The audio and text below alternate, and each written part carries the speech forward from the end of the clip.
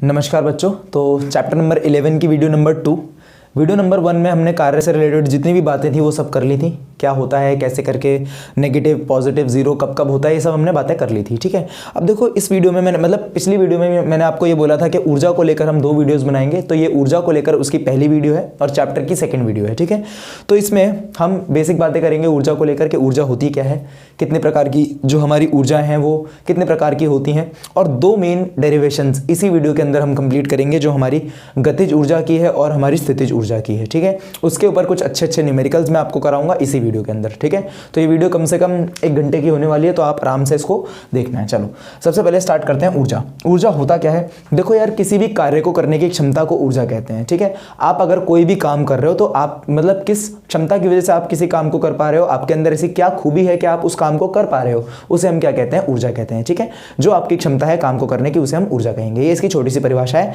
किसी भी कार्य को करने की जो क्षमता है उसे ऊर्जा कहा जाता है। ठीक है, ये इसकी छोटी सी परिभाषा है। ऊर्जा को हम ई से डिनोट करेंगे, यानी कि ई से लिखा जाएगा इसको क्वेश्चन में। ठीक है, किससे लिखेंगे, हमें इसे ई से लिखना है। और इसका जो एसआई मात्रक होता है वो होता है जूल। क्या होता है इसका एसआई मात्रक, जूल। ठीक है, कार्य का भी एसआई मात्रक यही होता था, ऊर्जा का भी एसआई मात्रक ये होता है। अभी बताऊंगा ऐसा क्यों होता है। ठीक है, तो यहां तक आपको क्लियर हो गया। अगर हम इसकी थोड़ी सी बड़ी यूनिट निकालें तो इसकी बड़ी यूनिट आप किलो जूल में लिख सकते हो। आपको क्वेश्चन में कई जगह पर ये भी दिख जाएगा। तो 1 किलो जूल 1000 जूल के बराबर होता है। ठीक है, तो ये आप अच्छे से याद रखना। अच्छा, इसको ना ऐसे भी लिखा जाएगा, देखो कई जगह पर 10 की पावर 3 जूल। तो घबराना नहीं है, नोटेशन आपने जो आपने पढ़ा ही होगा दशमलव वगैरह के बारे में मैथ्स के अंदर, तो वही चीज़ है। ठीक है, चलो तो अब मैं ये बता देता हूँ कि इसका यूनिट भी जूल क्यों होता है। सबसे पहली बात तो अभी हम जब ऊर्जा संरक्षण का नियम पढ़ेंगे आगे, तो उसमें उसका नियम मैं आपको यही बता देता हूँ। देखो नियम होता क्या है, नियम के अनुसार ये चीज़ है कि हम ऊर्जा को कभी भी ना तो नष्ट कर सकते हैं ना बना सकते हैं। जैसे द्रव्यमान संरक्षण का नियम होता है, उसी तरीके से ऊर्जा संरक्षण का नियम भी होता है। ऊर्जा को ना तो बनाया जा सकता है और ना ही ऊर्जा को नष्ट किया जा सकता है। हाँ, ऊर्जा को एक जगह से दूसरी जगह ट्रांसफर जरूर किया जा सकता है। ये बात आपको समझ में आई है। ठीक है, देखो तो अब यहाँ पर हम एक एग्जाम्पल लेते हैं। जैसे मान लो मेरे पास एक वस्तु है, कोई भी एक m वस्तु है। ठीक है, और इसके ऊपर एक इंसान है जो कुछ ऊर्जा लगा रहा है। ठीक है, ये बात समझ में आई है। इसके ऊपर कोई इंसान है जो इसके ऊपर एक ऊर्जा लगा रहा है। तो देखो यार, कुछ क्वेश्चन जो होंगे, मैं आपको कंफ्यूजन यही क्लियर कर देता हूं, कुछ क्वेश्चन ऐसे होंगे जिनके अंदर हम कार्य और ऊर्जा को बराबर लेंगे। तो ये वही कंफ्यूजन मैं आपकी क्लियर कर रहा हूं। ठीक है, कार्य और ऊर्जा को वहां पर बराबर माना जाएगा, ध्यान रखना। कुछ क्वेश्चन ऐसे भी होंगे, क्यों होंगे वो आपको रीजन में बता देता हूं। देखो ऐसा होता है यार, एक्चुअल में ये जो द्रव्यमान वाली जो वस्तु है हमारे पास, कोई भी वस्तु है, ये इंसान इसके ऊपर ऊर्जा लगा रहा है। ठीक है, आप कोई काम कर रहे हो, मान लो आप कोई काम कर रहे हो तो आपकी ऊर्जा कम होती चली जाएगी। आप मान लो खेल रहे हो, आप फुटबॉल खेल रहे हो, कुछ भी खेल रहे हो। ठीक है, तो आप यार एक टाइम पर आके थक जाओगे, तो आपकी ऊर्जा कम होती जा रही है। ठीक है, तो यहां पर मेरा कहने का मतलब यह है कि जब कोई इंसान इस वस्तु के ऊपर कार्य करेगा तो उसकी जो ऊर्जा होगी वो कम होती चली जाएगी। ठीक है, अब इसकी जो ऊर्जा जो कम होगी वो किस में ट्रांसफर होती चली जाएगी, बिल्कुल इस वस्तु के ऊपर। तो यहां से एक बात समझ में आई कि जो भी इंसान काम करता है उसकी ऊर्जा कम होती है। यानी कि आप ऐसे कह लो कि जो भी वस्तु बल लगाती है उसकी जो ऊर्जा है वो कम होती है, और जिसके ऊपर कार्य होता है उसकी ऊर्जा बढ़ती है। ध्यान रखना है आपने ये चीज। ठीक है, अगर हम इस इंसान की बात करें, यहां पर जो भी इंसान होगा जो इसके ऊपर बल लगा रहा होगा, जो कार्य कर रहा होगा, उसकी ऊर्जा क्या हो रही होगी, कम हो रही होगी धीरे धीरे। लेकिन वो ऊर्जा कहां जा रही होगी, वो इसके अंदर जा रही होगी। ठीक है, यानी कि इस वस्तु के ऊपर वो ऊर्जा जो है वो बढ़ रही होगी। बात समझ में आई आपको। ठीक है, तो ये चीज अच्छे से याद रखनी है कि ऊर्जा का जो ट्रांसफर है, यानी कि जो इसका जो परिवर्तन है वो किस तरीके से होता है, क्योंकि इसको लेकर बड़ी कंफ्यूजन होती है। न्यूमेरिकल में कई जगह यूज कर लेते हैं और हमें ये नहीं पता होता कि ऐसा क्यों हुआ। ठीक है, तो ऐसा इसलिए होता है क्योंकि जब भी कोई वस्तु किसी एक के ऊपर कार्य करती है तो उसकी ऊर्जा ट्रांसफर होकर जिस वस्तु के ऊपर कार्य होता है उसके अंदर चली जाती है। जिसके ऊपर कार्य हुआ उसकी ऊर्जा बढ़ेगी, जिसके जो कार्य कर रहा है उसकी ऊर्जा कम हो जाएगी। ठीक है, एक इंपॉर्टेंट चीज थी। चलो तो इतना तो आपको समझ में आ गया होगा। अब हमारी बहुत तरीके की ऊर्जा होती है, हमारे पास बहुत सारी होती हैं। ठीक है, जैसे रासायनिक ऊर्जा बोल लो, और गतिज ऊर्जा बोल लो, स्थितिज ऊर्जा बोल लो, और आपकी कौन कौन सी बोलूँ, जैसे और एग्जाम्पल के लिए हम ध्वनि ऊर्जा बोल सकते हैं, विद्युत ऊर्जा बोल सकते हैं। ठीक है, ये सारी बहुत तरीके की ऊर्जा होती हैं हमारी। जैसे जो प्रकाश ऊर्जा, प्रकाश भी एक तरीके की ऊर्जा होती है। तो बहुत सारी चीज़ें होती हैं हमारे पास, बहुत सारी ऊर्जा होती हैं। हमें यहाँ पर जो पढ़नी है वो 2-3 तरीके की पढ़नी है बस, ज़्यादा से ज़्यादा, गतिज और स्थितिज। ठीक है, तो यहाँ तक आपको समझ में आया। ये सारा बेसिक था, जो भी था, जितना भी था ऊर्जा को लेकर जितना भी था बेसिक मैं आपको बता सकता था, मैंने आपको बता दिया। ठीक है, चलो तो अब हम करेंगे गतिज ऊर्जा। ठीक है, देखो गतिज ऊर्जा क्या होती है, कैसे इसका फॉर्मूला हम निकालेंगे, ध्यान से सुनना है आपने। ठीक है, क्योंकि फॉर्मूला बहुत इंपॉर्टेंट है, फॉर्मूला के ऊपर कुछ न्यूमेरिकल्स भी करेंगे। देखो फॉर्मूला क्या होता है, चलो पहले गतिज ऊर्जा लिख लेते हैं। गतिज ऊर्जा होती क्या है, गतिज ऊर्जा, गतिज ऊर्जा देखो जैसा इसके नाम से समझ में आ रहा है, गति के साथ में जो ऊर्जा है उसे गतिज ऊर्जा कहेंगे। तो सिंपल सी बात है, जब भी कोई वस्तु गति कर रही है उस समय जो उसके पास ऊर्जा है उसे गतिज ऊर्जा कहा जाता है। समझ में आया? जब भी कोई वस्तु गति करेगी, आप भी गति करो, चाहे कोई भी चीज गति कर रही है, एनीथिंग, कोई भी चीज है जो गति कर रही है उसके पास कौन सी ऊर्जा होती है, गतिज ऊर्जा होती है। गतिज ऊर्जा को के से लिखा जाता है क्योंकि इसको इंग्लिश में काइनेटिक एनर्जी कहते हैं, ठीक है। या फिर कुछ बुक्स के अंदर आपको इसका सिंबल कुछ इस तरीके से भी देखने को मिल सकता है, तो कंफ्यूज होने की जरूरत नहीं है, ठीक है। या तो के ई लिख लो या ये लिख लो, दोनों ही सिंबल सही हैं। इसका जो फॉर्मूला होता है, ठीक है, फॉर्मूला जो है के ई का फॉर्मूला होता है 1/2 mv², यानी कि स्थितिज ऊर्जा जो गतिज ऊर्जा है हमारी इस तरीके से निकाली जाती है। ऐसा ही मात्रक पूछे तो कोई, भाई ऊर्जा है तो ऊर्जा का ऐसा ही मात्रक जूल होगा हमेशा, ठीक है। ओके चलो, तो ये आपको समझ में आया होगा कि गतिज ऊर्जा होती क्या है। जब भी कोई वस्तु गति करेगी उस समय पर उसके पास कौन सी ऊर्जा होगी, गतिज ऊर्जा होगी। गतिज ऊर्जा का फॉर्मूला 12 mv², ठीक है, 12 mv²। अब ये निकाला कैसे जाता है फॉर्मूला, यहां से करते हैं, ठीक है। मान लेते हैं कोई हमारे पास एक वस्तु है, मान लो ये हमारे पास एक वस्तु हो गई m द्रव्यमान की, ठीक है। हमने इसके ऊपर यहां से एक बल लगाया, ठीक है। बल लगने पर इसका जो वेग था वो परिवर्तित हुआ, ठीक है। मान लेते हैं इसके पास जो पहले वेग था वो प्रारंभिक वेग यानी कि u था, और थोड़ी देर बाद जब ये वस्तु किसी दूसरी जगह पर पहुंची, जैसे इसकी ये जो वस्तु है, जैसे मान लेते हैं पहले a पोजीशन पर थी, अब कौन सी पोजीशन पर पहुंच गई, अब ये b बिंदु पर पहुंच गई, b पोजीशन पर पहुंची।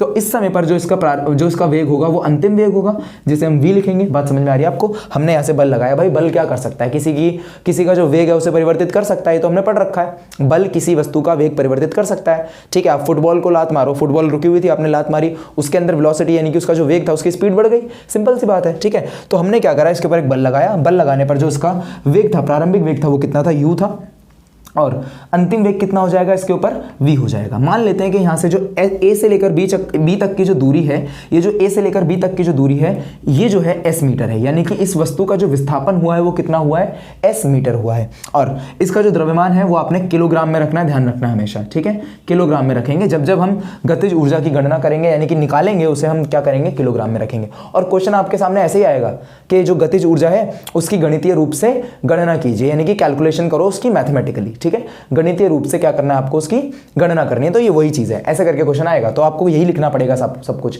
मान लिया कि हमारे पास एक वस्तु है जिसका द्रव्यमान m है, उसका प्रारंभिक वेग u होगा, बल लगाने पर वो अपना वेग परिवर्तित करती है, थोड़ी बहुत कहानी आपको लिखनी पड़ेगी उसके अंदर, ठीक है।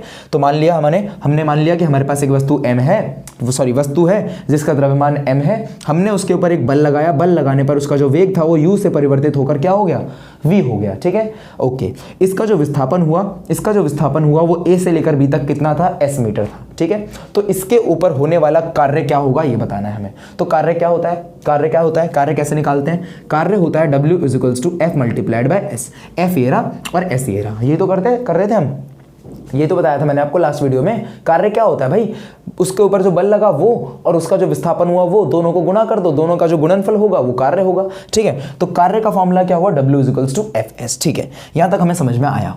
आगे अब देखो यार, एक कंसेप्ट और यूज होगा इसमें जो हमारे 9th चैप्टर से जुड़ा हुआ है। जब भी 8th और 9th चैप्टर से जुड़ा हुआ है, जब भी किसी वस्तु का वेग परिवर्तित होता है उसके पास कौन सी चीज आती है, त्वरण आता है, ठीक है। जब भी किसी वस्तु का वेग परिवर्तित होता है उसके पास कौन सी चीज आती है, त्वरण आता है। तो यहां पर भी तो भाई वेग परिवर्तन हुआ है, देखो यहाँ u था, यहाँ परिवर्तित होकर कितना हो गया, v हो गया।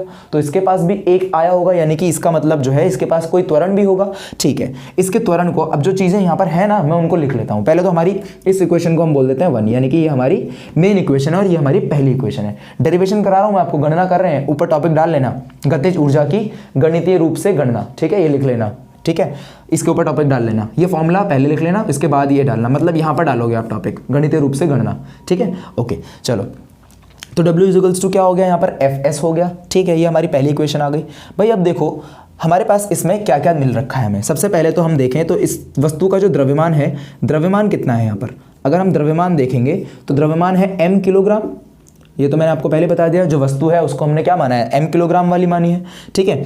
इसके ऊपर जो लगने वाला जो बल है वो कितना है, इसके ऊपर लगने वाला बल F न्यूटन का होगा, ये हमें पता है, ठीक है। बल क्या होता है, F न्यूटन होता है, ठीक है। बल मतलब न्यूटन में होता है, तो बल हमने लिख लिया F न्यूटन, ठीक है। आगे देखते हैं, इसका कुछ प्रारंभिक वेग भी है, तो इसका प्रारंभिक वेग लिख लेते हैं। ये क्या है, हमारा प्रारंभिक वेग है, ठीक है। ये क्या होगा यहाँ पर, प्रारंभिक वेग,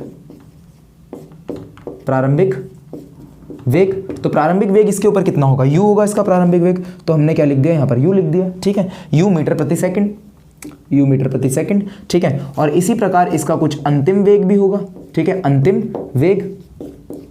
वेग कितना होगा इसका, v मीटर प्रति सेकंड, हमने वो भी लिख दिया, ठीक है। और कुछ बचा ऊपर से देखो, विस्थापन बच गई, विस्थापन और त्वरण बच गया। अब क्योंकि वेग में परिवर्तन हुआ है, इसलिए उसके पास कोई त्वरण भी होगा, तो हम पहले विस्थापन लिख लेते हैं s मीटर का, अब लिख लेते हैं यहाँ पर त्वरण, ठीक है। तो इसका त्वरण कितना हो जाएगा, a हो जाएगा, ये तो हम पढ़ चुके हैं सारा, ठीक है। ये सब तो 8th और 9th चैप्टर से हमने पढ़ रखा है, समझ में आ रहा है ना आपको।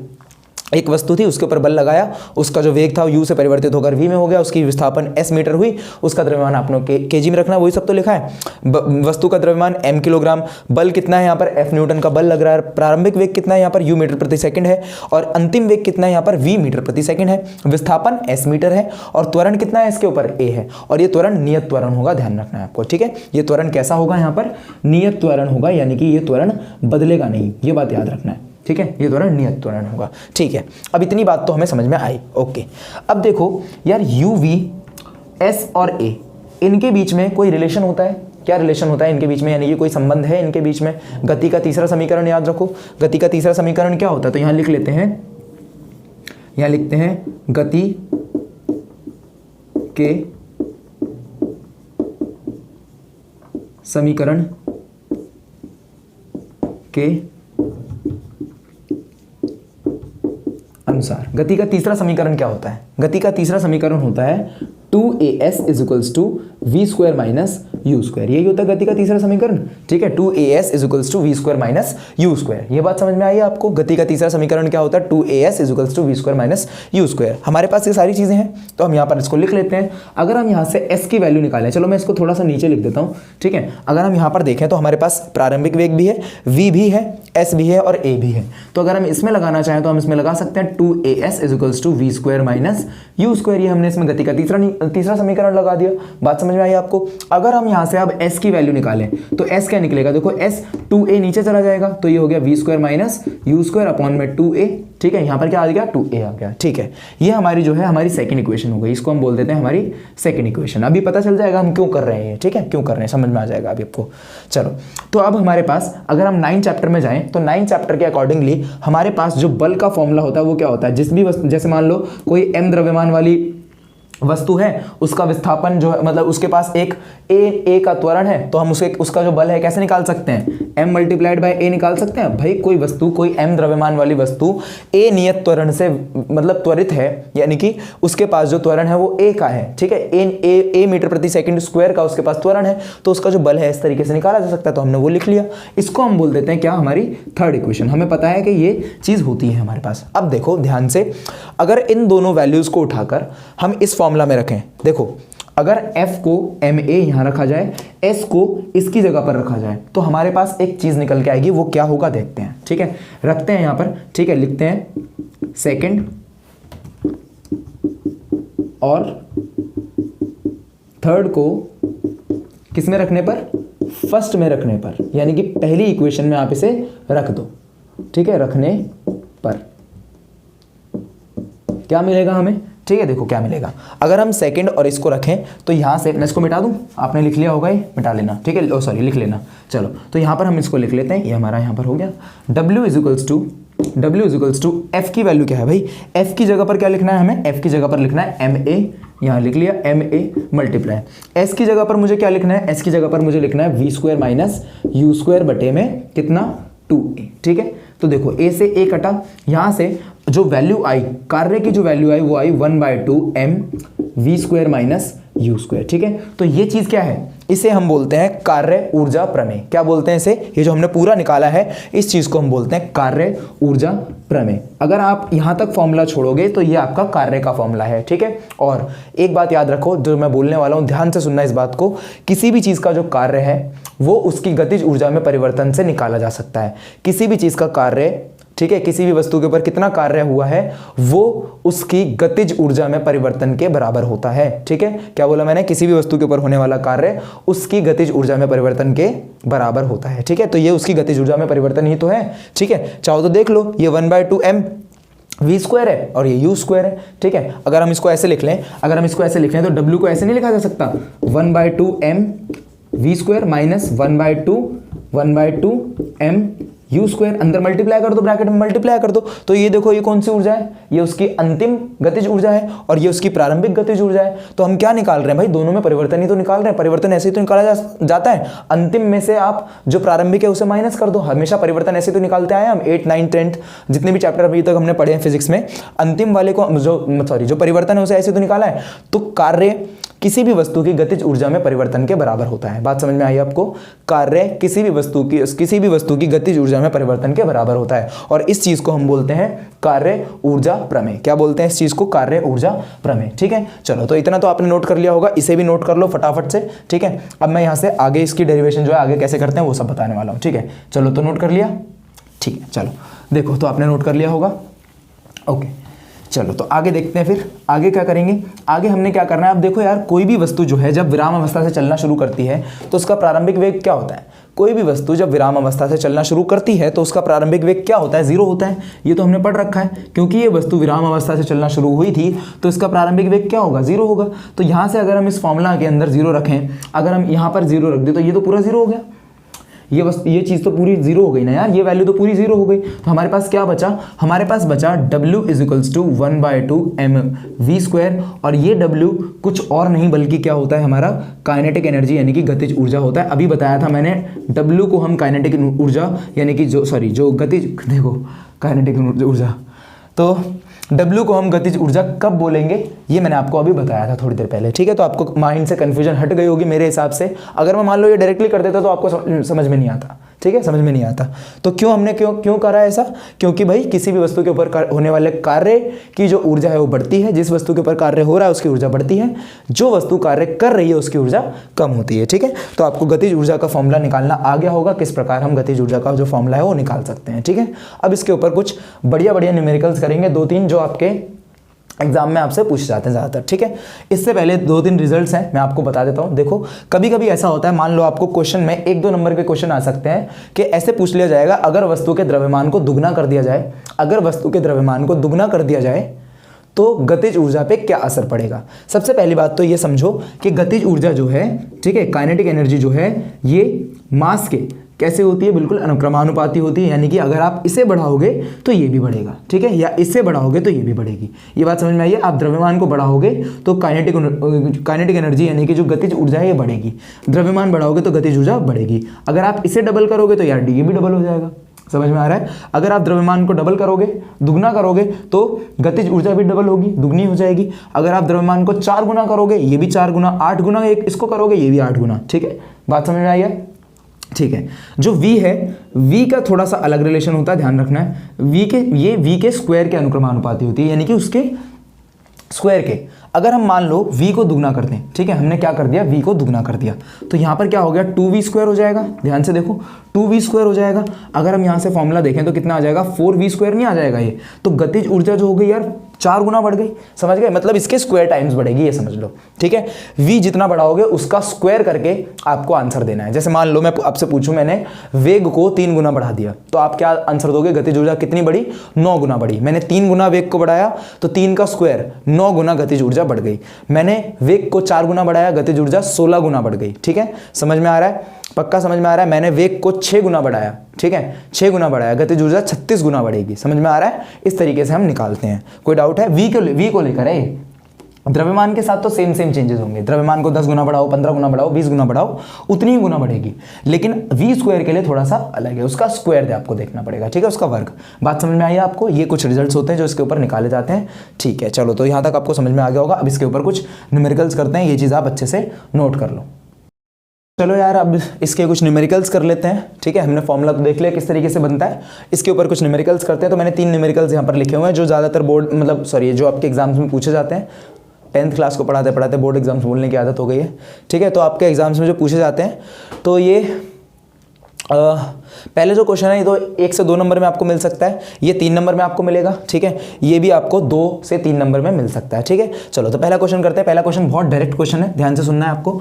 जब भी हम न्यूमेरिकल सॉल्व करते हैं तो न्यूमेरिकल सॉल्विंग के लिए मैंने एक अलग से वीडियो बना रखी है, आप जाके देख सकते हो कैसे आपको न्यूमेरिकल सॉल्व करने हैं, क्या तरीका आपको उसमें अपनाना है। यहाँ पर भी मैं आपको बता देता हूँ। सबसे पहले क्या करना है, सबसे पहले क्वेश्चन को 2 बार पढ़ना है। क्वेश्चन को 2 बार पढ़ो, मिनिमम दो बार पढ़ो, ठीक है। अच्छे से समझो क्वेश्चन कहना क्या चाह रहा है। तो हमसे क्वेश्चन बोल रहा है एक 8 ग्राम द्रव्यमान की गोली है जो 80 मीटर प्रति सेकंड वेग से बंदूक से निकल रही है। बात समझ में आई है आपको? एक 8 ग्राम द्रव्यमान की गोली है जो 80 मीटर प्रति सेकंड वेग से बंदूक से निकल रही है, ठीक है। इसकी गतिज ऊर्जा हमें बतानी है, ठीक है। जो जो हमें दे रखा है उसके बाद सेकंड स्टेप होता है कि हम इसको क्या करें, इन्फॉर्मेशन बना लें। इन्फॉर्मेशन में हमें दे रखा है एम कितना दे रखा है, 8 ग्राम, ठीक है। दूसरी चीज हमें दे रखी है इसका वेग कितना दे रखा है हमें, 80 मीटर प्रति सेकंड, ये इसका वेग दे रखा है हमें, ठीक है। हमें क्या निकालना है, इसकी गतिज ऊर्जा निकालनी है। तो देखो यार बहुत इजी है। फॉर्मूला क्या होता है, आप भी समझ गए होगे अब तक तो, 1/2 mv²। कुछ बच्चों ने तो निकाल भी लिया होगा, ठीक है। तो ये हो गया 1/2 × m कितना होगा, 8 ग्राम, ठीक है। मल्टीप्लाई में गलती कर दी, देखो मैंने यहाँ पर पहले हमें SI मात्रक भी चेक करने हैं, ठीक है। देखो तीसरा स्टेप क्या होता है हमारा न्यूमेरिकल सॉल्व करने का, हमें SI मात्रक भी चेक करने होते हैं, ठीक है। तो तीसरे स्टेप में हमने फॉर्मूला तो लिख लिया, दूसरे स्टेप में हमने फॉर्मूला तो लिख लिया, अब SI मात्रक भी चेक करेंगे। तो m का SI मात्रक गतिज ऊर्जा निकालने के लिए मैंने आपको क्या बताया था, किलोग्राम में होना चाहिए, लेकिन यहाँ पर किसमें, ग्राम में है। तो इसको पहले किसमें करेंगे, इसको हम कन्वर्ट कर लेंगे पहले किलोग्राम में। हो जाएगा 8/1000 किलोग्राम। तो ये हो गया 8/1000 किलोग्राम, डिवाइड कर देते हैं 1000 से, ठीक है। अब आप इसको फॉर्मूला में रख लो, फॉर्मूला में रखोगे तो क्या आ जाएगा, 1/2 × 8/1000 गुणा में 80 × 80। देखो इसका स्क्वायर मत कर देना यार, स्क्वायर करोगे ना तो थोड़ा कॉम्प्लिकेटेड कैलकुलेशन हो जाएगी। तो इससे बढ़िया है कि आप इसको ऐसे करके लिख लेना। स्क्वायर को हम ऐसे लिख तो सकते हैं, स्क्वायर का हम ओपन करके ऐसे लिख सकते हैं ना, तो ज़्यादा तरीका अच्छा ये है क्योंकि इससे कैलकुलेशन ईजी हो जाती है, ठीक है। चलो तो ये हो गया 1000, इससे अगर 1 0 से 1 0, इसके 1 0 से 1 0, इसका कैंसिल हुआ, ठीक है। कट कर लेते हैं, 2 4 जा 8, यानी कि ये 4 बार इससे कट गया, ठीक है। अगर आप इसे भी काटोगे तो 10 बचा है यहाँ पर, ये 5 बार कट गया 2 से, और ये 2 बार कट गया, ठीक है। तो ये कितना हो गया, 8 8 कितना हो गया, 64 मल्टीप्लाई बाय 2, ठीक है। तो यहाँ पर हम लिखेंगे ये हो गया 64 मल्टीप्लाइड बाय 2, और अपॉन में क्या करना है हमें, यहाँ पर 5 से इसको डिवाइड कर देना है। कितना आया आंसर, 128 अपॉन में 5, डिवाइड कर दो इसे, डिवाइड करोगे तो कितना आएगा, 6, ठीक है, 25.6, और ये आंसर आ गया जूल में। तो हमारी जो गतिज ऊर्जा है उस गोली की कितनी आई, 25.6 जूल आई। समझ में आया आपको किस तरीके से करना है, समझ में आ गया होगा। बहुत इजी क्वेश्चन है यार, कुछ नहीं था इसमें, ठीक है। चलो सेकंड क्वेश्चन बहुत कंसेप्चुअल क्वेश्चन है, तो कंसेप्ट के हिसाब से हमें करना पड़ेगा, जो हमने 8th और 9th चैप्टर में सीखा उसके हिसाब से करना पड़ेगा, ठीक है। तो आपने नोट कर लिया होगा। चलो सेकंड क्वेश्चन करते हैं। सेकंड क्वेश्चन इंपॉर्टेंट क्वेश्चन भी है और ज़्यादातर ऐसे ही क्वेश्चन आपसे पूछे जाएंगे, ठीक है। चलो देखो, तो यदि एक 5 किलोग्राम द्रव्यमान की वस्तु 10 मीटर प्रति सेकंड के वेग और 20 मीटर प्रति सेकंड स्क्वायर के नियत त्वरण से सीधी रेखा में गति करती है, तो 10 सेकंड बाद इसकी गतिज ऊर्जा बताएं। क्या करना है हमें, सबसे पहली चीज़ तो ये हो गई, क्वेश्चन को 2 बार पढ़ो। यदि एक 5 किलोग्राम द्रव्यमान की वस्तु 10 मीटर प्रति सेकंड के वेग और 20 मीटर प्रति सेकंड स्क्वायर के नियत त्वरण से सीधी रेखा में गति करती है, तो 10 सेकंड बाद इसकी गतिज ऊर्जा बताएं। ये हमसे क्वेश्चन में बोल रखा है, ठीक है। क्या करें भाई, पहले इसकी इन्फॉर्मेशन बना लेते हैं जो हमें दे रखा है। तो क्वेश्चन नंबर 2 है, इन्फॉर्मेशन के लिए हमें दे रखा है सबसे पहले m कितना दे रखा है मुझे, 5 किलोग्राम दे रखा है। कितना है, 5 किलोग्राम, 5 किलोग्राम हमें m दे रखा है, ठीक है। उसके बाद हमें दे रखा है इसका वेग। अच्छा अब ये बताओ, ये वेग प्रारंभिक होगा या अंतिम होगा, बताओ ये वेग प्रारंभिक होगा या अंतिम वेग होगा। ये प्रारंभिक वेग होगा। क्यों प्रारंभिक होगा? क्योंकि भाई हमसे गतिज ऊर्जा 10 सेकंड बाद की पूछी है। कब की पूछी है? 10 सेकंड बाद की। तो आप अभी इस पोजीशन पर हो, तो आपकी जो गतिज ऊर्जा होगी उसके हिसाब से हम निकालेंगे, और हमारी जो गतिज ऊर्जा 10 सेकंड बाद होगी उस समय पर आपका वेग v नहीं हो जाएगा, बदल नहीं जाएगा यार। कोई भी चीज है जब वो चलना शुरू करता है तो उसके पास प्रारंभिक वेग होता है, तो उसकी गतिज ऊर्जा कौन सी हुई? प्रारंभिक गतिज ऊर्जा हुई, जो भी मैंने आपको थोड़ी देर पहले बताई थी, प्रारंभिक गतिज ऊर्जा हुई। और यहां पर उसकी जब उसका वेग जो है अंतिम वेग हो गया, तो अंतिम वेग के लिए उसकी गतिज ऊर्जा कौन सी हुई? अंतिम गतिज ऊर्जा हुई ना। अगर हम यहां पर देखें तो गतिज ऊर्जा का फॉर्मूला क्या बनेगा? 1/2 mu²। इस पॉइंट पर ए पॉइंट के लिए mu² बनेगा, क्योंकि यहां का वेग u है। इस पॉइंट पर क्या बनेगा? इस पॉइंट पर क्या बनेगा? ये हो जाएगा 1/2 mv²। ये बात समझ में आई है? ये बात समझ में आई है आपको? u से v तक हमारा जो वेग है वो परिवर्तित हो गया, तो ये क्या हो गया? 1/2 mu², 1/2 mv²। ठीक है, तो अब हमें 10 सेकंड बाद निकालने, तो हमें एक्चुअल में ये चीज निकालनी है। ठीक है, तो हम क्या कर लेते हैं, इस u को लिख लेते हैं, इसको हम u लिख लेते हैं। क्यों? क्योंकि ये हमें पहले का दे रखा है, तो ये क्या हुआ? हमारा प्रारंभिक वेग हुआ। ठीक है, तो u = है 10 मीटर प्रति सेकंड। ठीक है, उसके बाद हमें एक नियत त्वरण दे रखा है 20 मीटर प्रति सेकंड स्क्वायर का। ठीक है, तो ये भी लिख लेते हैं, और हमसे पूछा है 10 सेकंड बाद की आपकी जो गतिज ऊर्जा है आप वो निकाल के बता दो हमें। ठीक है, ठीक है, चलो तो पहले हमें चाहिए क्या, हम देख लेते हैं। ये मैं मिटा रहा हूँ। ठीक है, हमें चाहिए क्या? हमें चाहिए गतिज ऊर्जा। गतिज ऊर्जा ke हमें चाहिए। ke का जो फॉर्मूला होता है वो होता है 1/2 mv²। अब देखो 10 सेकंड बाद चाहिए हमें, तो 10 सेकंड बाद का वेग भी हमें पता होना चाहिए, लेकिन हमारे पास तो वेग अभी का है। वेग तो हमारे पास अभी का है, हमारे पास 10 सेकंड बाद का वेग होना चाहिए। तो 10 सेकंड बाद का वेग निकाल लें, काम आएगा आपका 8th और 9th चैप्टर की इक्वेशन की, जो हमने गति के समीकरण पढ़े थे वो काम आएंगे। ठीक है, तो हमारा पहला समीकरण क्या होता है? v = u + at। ठीक है, दूसरा होता है s = ut प्लस में 1/2 at², और तीसरा होता है 2as = v² - u²। यही होते हैं। ठीक है, अब देखो हमें क्या निकालना है। सबसे पहले तो हमें v निकालना पड़ेगा, तब जाकर हम इसको निकाल पाएंगे, क्योंकि हमें यहाँ पर v चाहिए, u नहीं चाहिए। क्या चाहिए? v चाहिए। तो इसमें से हमारे पास क्या क्या है उसके हिसाब से फॉर्मूला लगा लेते हैं। क्या हमारे पास s है? नहीं है, तो ये फॉर्मूला तो लगेगा नहीं भाई। इसमें भी ऐसा आ रहा, तो ये फॉर्मूला भी नहीं लग सकता। तो कौन सा बचा? यही बचा, और इसमें इसको लगाने के लिए हमारे पास सब कुछ है। v निकालना है तो लगा लेते हैं पहले। ठीक है, लिख लेते हैं गति का समीकरण।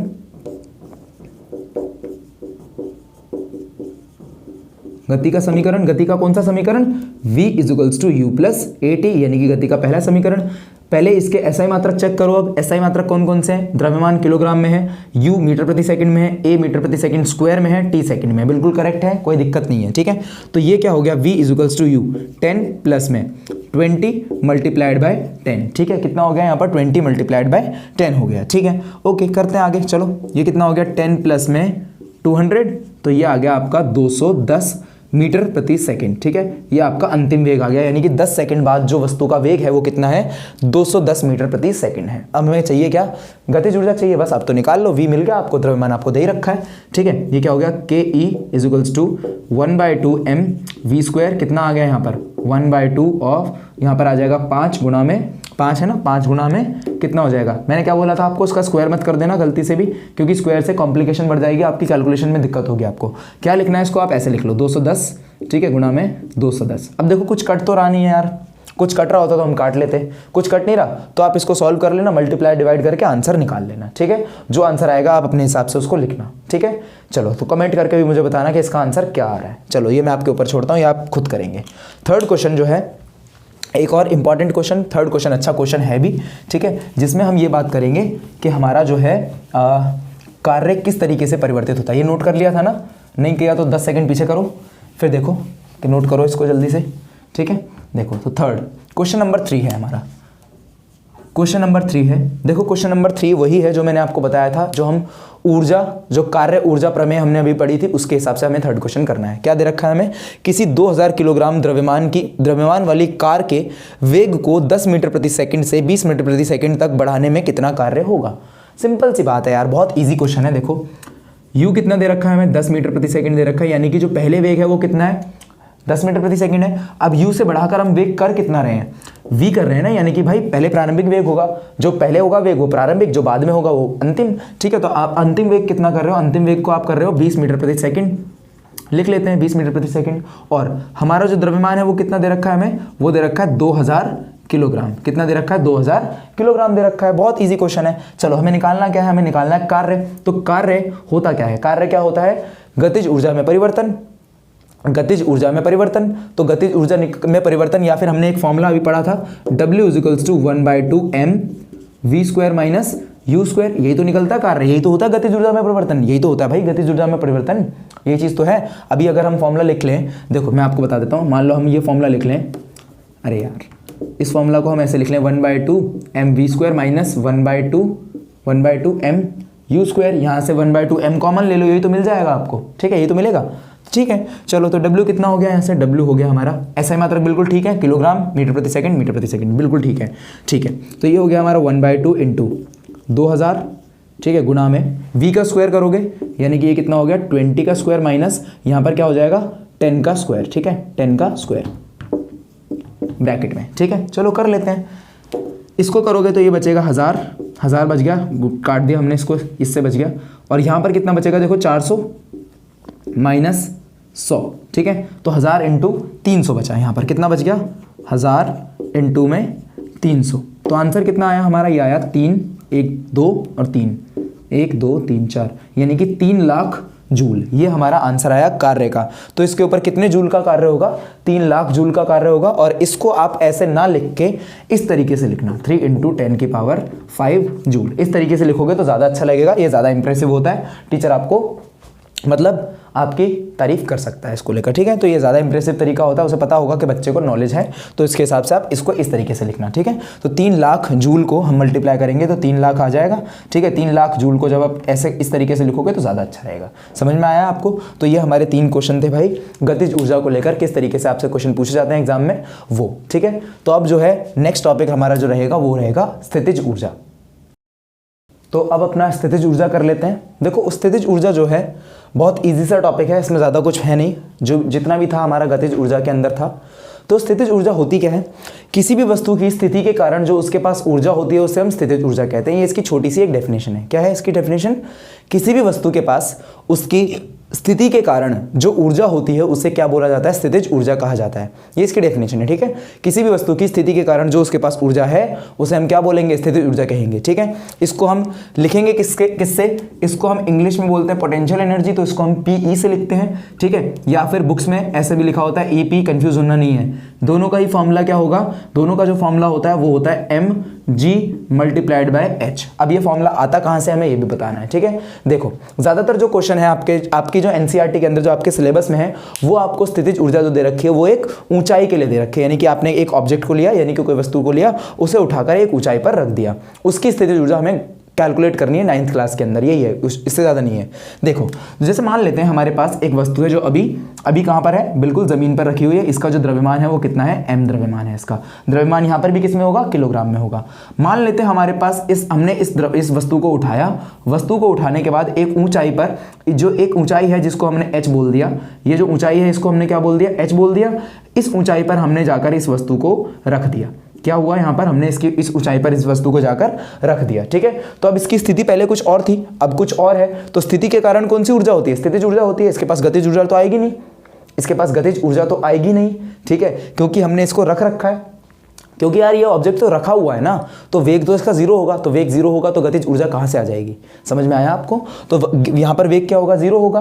तो यहाँ से एक बात और समझ में आती है कि कोई भी वस्तु जब विराम अवस्था पे हो तब भी उसके पास कोई ऊर्जा हो सकती है, और उसे हम क्या कह सकते हैं? स्थितिज ऊर्जा कह सकते हैं। ठीक है, तो हमने इसको उठाकर यहाँ पे रखा, और ये जो ऊंचाई है, यानी कि जिस ऊंचाई पर आपने इसको रखा है वो क्या है? इस ऊंचाई को हमने क्या बोला? h बोला। ठीक है, अब इसके ऊपर जो बल लग रहा होगा वो नीचे की तरफ लग रहा होगा। कौन सा बल? गुरुत्वाकर्षण बल लग रहा होगा। अरे यार ऊंचाई पर रखा है, मान लो ये मार्कर है, मार्कर को मैंने ऐसे रख रखा है, इसके ऊपर नीचे की तरफ बल नहीं लग रहा होगा। अगर मैं छोड़ दूं तो नीचे गिर जाएगा। कौन से बल से गिरेगा? इसी से गुरुत्वाकर्षण बल से ही तो गिरेगा। तो हम यहाँ पर लिख सकते हैं कि इसके ऊपर लगने वाला बल जो होगा, अच्छा ये मैं इसको गणितीय गणना बता रहा हूँ आपको किस तरीके से कैलकुलेट करना है। ये अलग है, ये ऊपर का लिख लेना। ठीक है, ये अलग है, जैसे मैंने वहाँ बोला था वैसे लिख लेना इसको भी।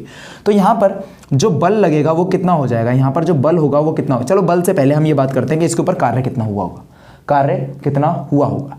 ठीक है, देखो कार्य होता क्या है? कार्य क्या होता है? बल और उसका विस्थापन। ठीक है, तो हम यहाँ लिख लेते हैं कार्य का फॉर्मूला होता है कार्य = F मल्टीप्लाइड बाय S, ये हमने फॉर्मूला लिख लिया, ये हमारी पहली इक्वेशन हो गई। बिल्कुल वैसे करना है जैसे हम गतिज ऊर्जा कर रहे थे, बिल्कुल वैसे करना है।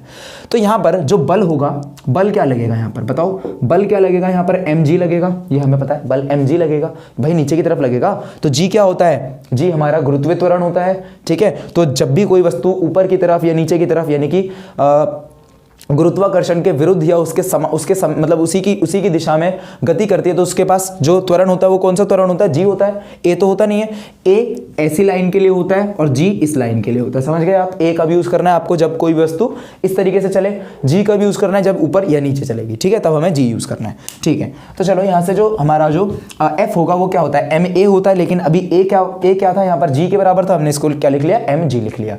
बात समझ में आई आपको यहाँ तक, ठीक है।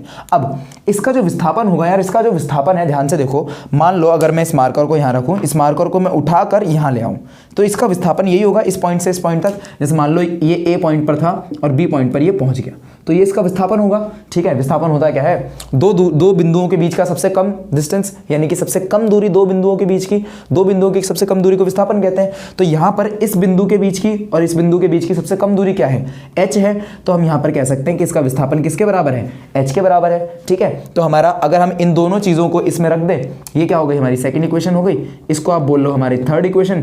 फिर से वो लिख देना, सेकंड और थर्ड को फर्स्ट में रखने पर, सेकंड और थर्ड को फर्स्ट में रखेंगे तो f की जगह पर हमने क्या लिखना है, फॉर्मूला क्या मिल जाएगा, W इक्वल्स टू F की जगह पर क्या लिखना है, F की जगह पर क्या लिखेंगे हम, mg लिखेंगे, ये हो गया mg, ठीक है। और S की जगह पर क्या लिख देंगे, H लिख देंगे, ठीक है, समझ में आया। तो वस्तु के ऊपर, इस वस्तु के ऊपर हमने कार्य किया है, इस वस्तु के ऊपर कोई ऊर्जा भी लगी होगी, वो ऊर्जा जो है जाकर परिवर्तित किस में हुई होगी, दूसरी ऊर्जा में परिवर्तित हुई होगी, और उस ही ऊर्जा को हम बोलते हैं पोटेंशियल एनर्जी या फिर स्थितिज ऊर्जा, जिसका फॉर्मूला होता है m मल्टीप्लाइड में g मल्टीप्लाइड में h। अच्छा, W और PE कैसे इक्वल हो गए, समझ में आया ना, जो मैंने आपको वीडियो के स्टार्टिंग में बताया था, उसको जाकर दोबारा से देख लो अगर नहीं समझ में आ रहा तो, ठीक है।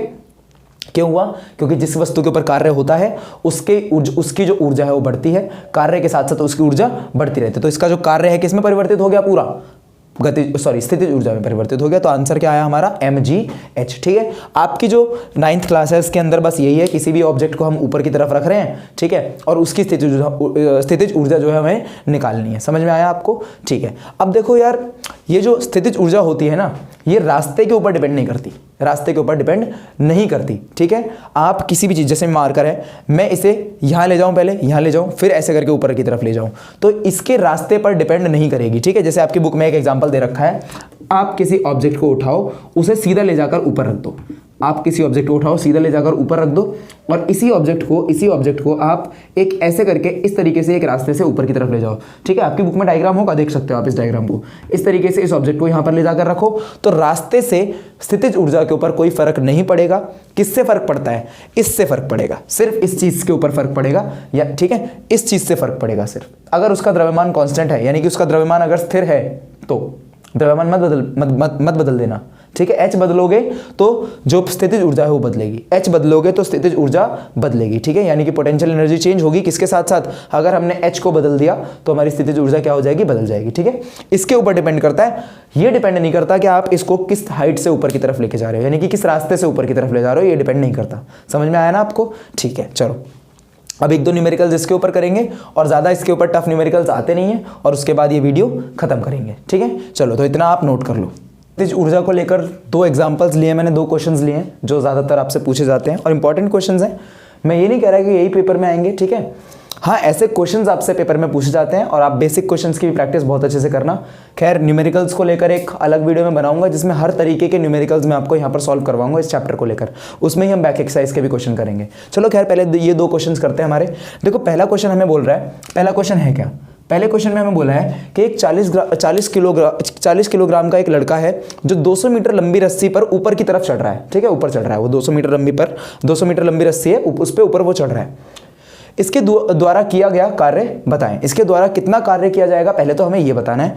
दूसरी चीज़ ये है कि हमें क्या देना है यहाँ पर, अच्छा, जी की वैल्यू मैं आपको लिख देता हूँ यहाँ पर। जी की वैल्यू जो आप यूज़ करोगे वो यूज़ करोगे जी इज इक्वल्स टू 10 मीटर प्रति सेकेंड स्क्वायर।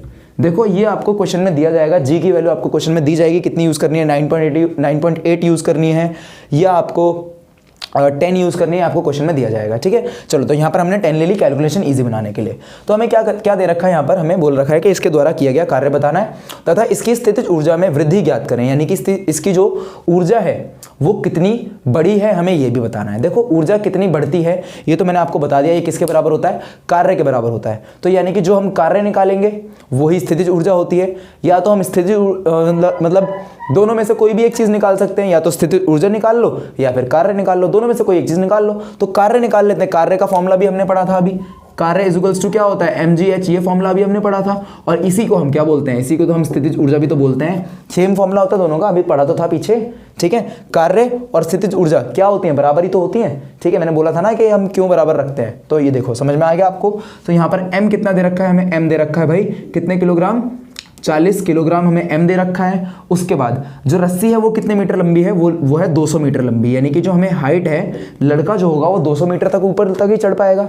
200 मीटर लंबी रस्सी है तो भाई उसी पर तो चढ़ पाएगा। तो कितना हो गया, यहाँ पर हमने लिख लिया इसको 200 मीटर, ये लिख लिया। ठीक है, इसके द्वारा किया गया कार्य बताना है, उसकी जो स्थितिज ऊर्जा है उसमें भी वृद्धि भी बतानी है। जी की वैल्यू हमें दे रखी है, जी दे रखा है हमें 10 मीटर प्रति सेकंड स्क्वायर। ठीक है, बस कर लो, ऐसा ही मात्रक सही है, बिल्कुल सही है, कर लो, बस पुट करो पीई या फिर कार्य लिखो या पीई लिखो, एक ही बात है। ठीक है, कैसे करेंगे, 40 × 200 × 10। ठीक है, यानी कि ये क्या हो गया, द्रव्यमान। चलो पहले फॉर्मूला लिख लेते हैं, फॉर्मूला ऊपर लिखा ही है यार, चलो मैंने बेकार में मिटा दिया। mgh is equals to m कितना है यहाँ पर 40 मल्टीप्लाई g कितना है 10 मल्टीप्लाई h कितना है 200, बस मल्टीप्लाई कर लो, ये कितना हो गया 400 इंटू 200, ये हो गया 400 इंटू में 200। ठीक है, ये आ गया आंसर हमारा, 4 दूनी 8 और इसके साथ 4 जीरो आ जाएंगे, तो ये हो गया हमारा आंसर 80,000 जूल्स। ठीक है, आप इसको ऐसे भी लिख सकते हो 8 इंटू 10 की पावर 4 जूल। और ये हमारा फाइनल आंसर किसका, स्थितिज ऊर्जा का या कार्य का। जितना वो कार्य करेगा उतनी ही उसकी स्थितिज ऊर्जा में वृद्धि होगी। ठीक है, समझ में आ गया होगा आपको। चलो, तो ये हमारा पहला क्वेश्चन हो गया। सेकंड क्वेश्चन करते हैं। सेकंड क्वेश्चन इजी क्वेश्चन है। ठीक है, सेकंड क्वेश्चन में ज्यादा नहीं है, देखो ये थोड़ा कंसेप्चुअल या फिर आप ऐसे कह सकते हो थोड़ा सा मतलब एक एनालिटिकल क्वेश्चन है, थोड़ा प्रैक्टिकली आपको इसको सॉल्व करना पड़ेगा। क्या दे रखा है हमें दे रखा है यदि दो समान द्रव्यमान वाली वस्तु हैं। ठीक है, दो वस्तु हैं भाई, कौन कौन सी वस्तु है पहले लिख लेते हैं, एक है ए और एक है बी। दोनों का जो द्रव्यमान क्या है, समान है, दोनों के द्रव्यमान को हम बोल देते हैं स्मॉल m, मैंने स्मॉल m बोल दिया। ठीक है, ए को जो हमने रख रखा है इसको हम पहले इसका द्रव्यमान लिख लेते हैं, ये हो गया द्रव्यमान, यहाँ लिख लेते हैं g। ठीक है, और यहाँ लिख लेते हैं h। ठीक है, h तो g की वैल्यू दोनों के लिए सेम होगी, तो हम इसको g लिख लेते हैं, दोनों के लिए सेम होगा। ठीक है, h कितना दे रखा है, a को हमने रखा है h हाइट पर और b को हमने रखा है 3h हाइट पर। दोनों की स्थितिज ऊर्जा का अनुपात निकालना है हमें। क्या निकालना है, दोनों की स्थितिज ऊर्जा का अनुपात निकालना है। बहुत इजी क्वेश्चन है। तो a के लिए पहले स्थितिज ऊर्जा निकाल लें, तो हम लिख लेते हैं पोटेंशियल एनर्जी ऑफ a, यानी कि किसकी ऊर्जा, किसकी, यानी कि a की कौन सी ऊर्जा, ठीक है, ए की पोटेंशियल एनर्जी यानी कि स्थितिज ऊर्जा। कैसे निकालोगे, mg मल्टीप्लाइड बाय h। ठीक है, अच्छा यहाँ पर एक छोटा सा a लिख लो, चलो मैं इसको ना छोटा सा a लिख देता हूँ, ये क्या है हमारा ma है। या ma क्यों लिखोगे यार, सिर्फ हाइट ही तो लगे, बाकी सब कुछ तो सेम है, तो हम इसको ऐसे लिख लेते हैं mg और h कितना है यहाँ पर h ही है, तो हमने h लिख लिया। ये किसके लिए आई वैल्यू, ये a के लिए आई। अगर हमें यहाँ पर b की वैल्यू निकालनी हो तो b की जो स्थितिज ऊर्जा होगी वो क्या हो जाएगी, वो हो जाएगी mg। अब जो h है उसकी वैल्यू क्या है, देखो h हमें यहाँ पर पुट करनी पड़ती है, लेकिन यहाँ तो h की वैल्यू है 3h, तो हमने 3h पुट कर दिया। हमें क्या निकालना है, अनुपात निकालना है। क्या निकालना है, अनुपात निकालना है। तो अनुपात किससे किसका निकलेगा, जो पहले दिया होता है उसका अनुपात बाद वाले से निकालते हैं, जो पहले दे रखा है उसका अनुपात बाद वाले से निकालते हैं। तो हमें क्या निकालना है, बेसिकली हमें ये दे रखा है कि आप a अनुपात b निकाल दो। तो a की जो हमारी स्थितिज ऊर्जा है, सॉरी इसको ऐसे लिखो, इसको हम लिख लेते हैं pe ऑफ a, यानी कि ये क्या है a की स्थितिज ऊर्जा, और हमें निकालना है अनुपात b की स्थितिज ऊर्जा से। निकाल लें इसको, pe यानी कि a का जो a की जो स्थितिज ऊर्जा है वो है mg मल्टीप्लाइड बाय h। ठीक है, अपॉन कर लेंगे, अपॉन में क्या आ जाएगा mg 3h। ठीक है, जो कटेगा वो काट दो, mg से mg कटा, h से h कटा, क्या बचा अनुपात, ये बचा 1/3। तो हमारा जो अनुपात आया निकल के वो आया 1:3। ठीक है, तो हमारा अनुपात ये निकल के आ गया, और आंसर भी यही है। 1 नंबर में या 2 नंबर में इंपॉर्टेंट क्वेश्चन, 2 नंबर में आ सकता है, 2 नंबर में इंपॉर्टेंट क्वेश्चन था। ठीक है, तो इसी के साथ इस वीडियो को ख़त्म करते हैं। जितनी भी इंपॉर्टेंट बातें थी मैंने आपको सब कुछ बता दी, ठीक है। जो भी हम कर सकते थे ऊर्जा को लेकर, जितनी भी तरीके की ऊर्जा थी, जितने भी न्यूमेरिकल्स मैं आपको अच्छे अच्छे करा सकता था, वो मैंने सब आपको यहाँ से करा दिए हैं। बाकी कुछ छूटा तो नहीं है, ठीक है यार, चेक कर लेना चाहिए कहीं कुछ छूट जाए, तो कुछ छूटा तो नहीं है मेरे हिसाब से। चलो तो अब तैयारी करते रहना, पढ़ाई करते रहना। अब अगली वीडियो में मिलते हैं, जो हम ऊर्जा को लेकर ही करेंगे, लेकिन इसमें एक अलग डेरिवेशन करेंगे, जो है हमारी ऊर्जा संरक्षण का नियम।